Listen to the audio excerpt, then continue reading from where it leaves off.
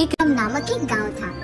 उसमें अंकैया और सुब्बैया नामक दो व्यक्ति अगल बगल वाले घरों में रहते थे। उन दोनों में से अंकैया बहुत अमीर था।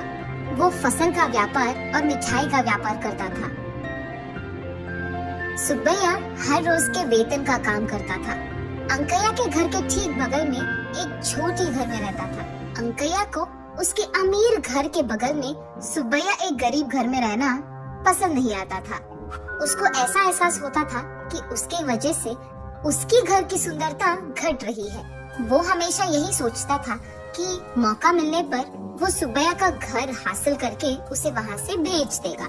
अंकैया सुब्बैया पे गुस्सा के कारण हमेशा उससे कोई ना कोई विषय पर जबान लड़ाता था, लेकिन सुब्बैया हमेशा अंकैया की इज्जत करता था। एक दिन अंकैया उसके मिठाई के दुकान में उसका व्यापार करते रहता है।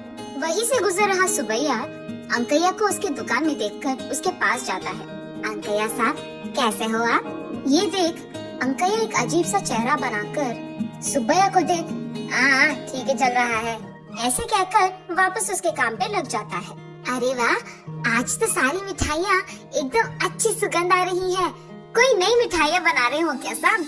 ऐसे पूछता है सुब्बैया। और सुब्बैया को हमेशा तंग करने के बारे में सोचने वाला अंकैया ऐसे कहता है, हाँ ठीक है, पैसे देकर निकलो यहाँ से।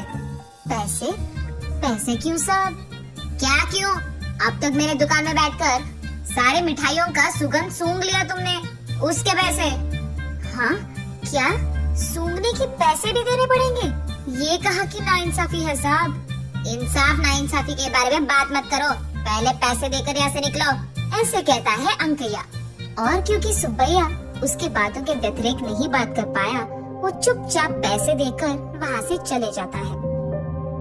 और दूसरी तरफ अंकैया अपनी चालाकी पे खुश होकर ऐसे सोचता है, आज तो इसको बड़ा अच्छा बकरा बनाया मैंने। ऐसे अपने आप में खुश होते रहता है।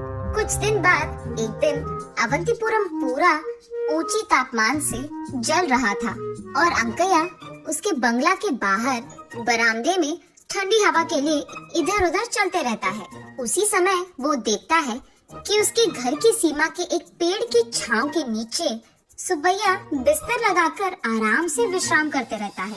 उसके पेड़ के नीचे सुब्बैया को आराम से सोते हुए देख अंकैया को बिल्कुल पसंद नहीं आता है। क्रोध में वो सुब्बैया के पास जाकर ऐसे कहता है, अरे सुब्बैया। उसकी आवाज सुनकर सुब्बैया अचानक उठ जाता है। उसे देख उसको नमस्कार करता है। साहब, क्या हुआ साहब? निकालो पैसे निकालो। मुझे पूछे बिना मेरे ही पेड़ के नीचे तुम विश्राम कर रहे हो? तुम्हारी इतनी हिम्मत? दो पैसे जल्दी दो मुझे। क्या? पेड़ के नीचे सोने के लिए भी पैसे देने पड़ेंगे अब? ये कहा कि नाइंसाफी है साहब। मेरे पेड़ के नीचे सोकर मेरे पेड़ की हवा लेकर मेरे खिलाफ बात कर रहे हो? पहले तुम पैसे निकालो, बात मत करो, पैसे निकालो। और क्योंकि सुब्बैया उनके व्यतिरिक्त बात नहीं कर पाया, उन्हें कुछ कह नहीं पाया, वो चुपचाप उसके पास बचे कुछ पैसे देकर इसे तो मैं भगा कर ही रखूंगा, ये फैसला करके अंकैया वहाँ से चले जाता है। एक दिन अंकैया अपने फसल की दुकान में काम करते रहता है। वहाँ एक कौवा आकर उसके फसल को खाने लगती है। उस कौवे को देख अंकैया उसे वहाँ से भगा देता है। वो कौवा वहाँ से उड़ते उड़ते दुकान के बगल में मौजूद पेड़ पे उसके घोंसले के अंदर चले जाता है।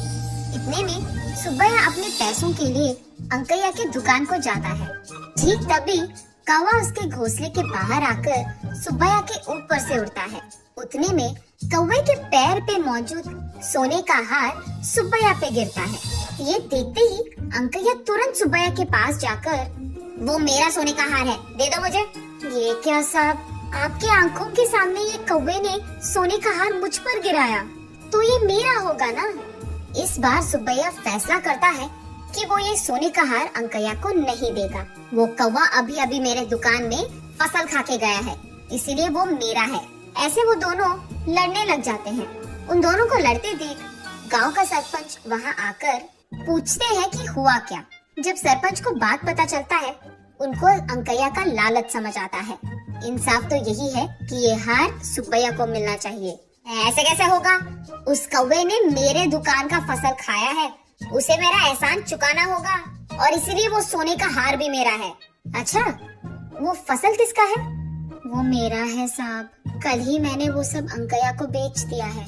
उन्होंने तो अब तक उसके पैसे भी नहीं दिए।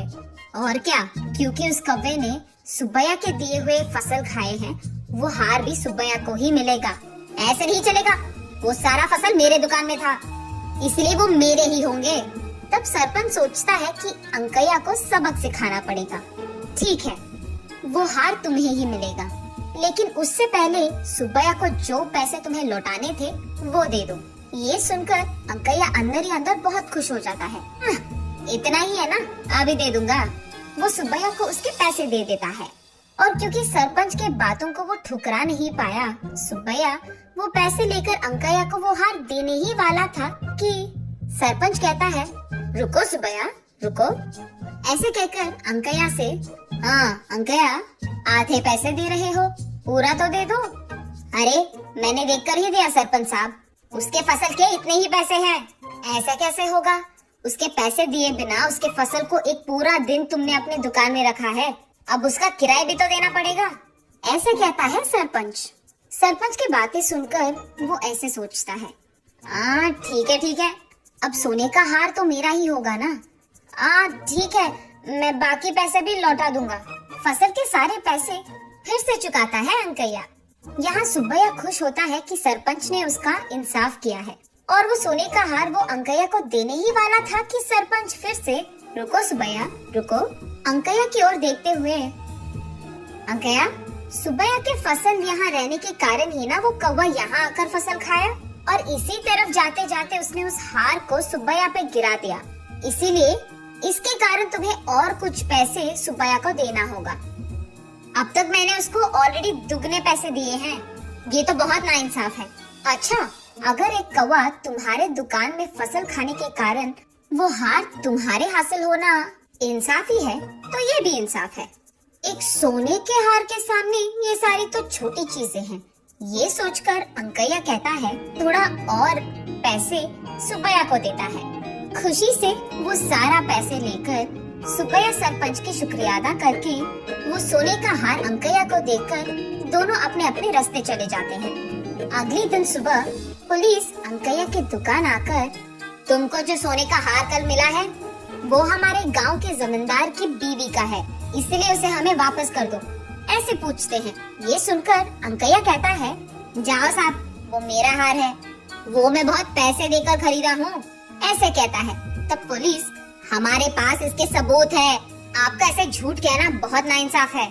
ये कहकर अंकैया को बेड़ियां लगाकर वहाँ से पुलिस स्टेशन ले जाते हैं। तो इस कहानी का नैतिक क्या है?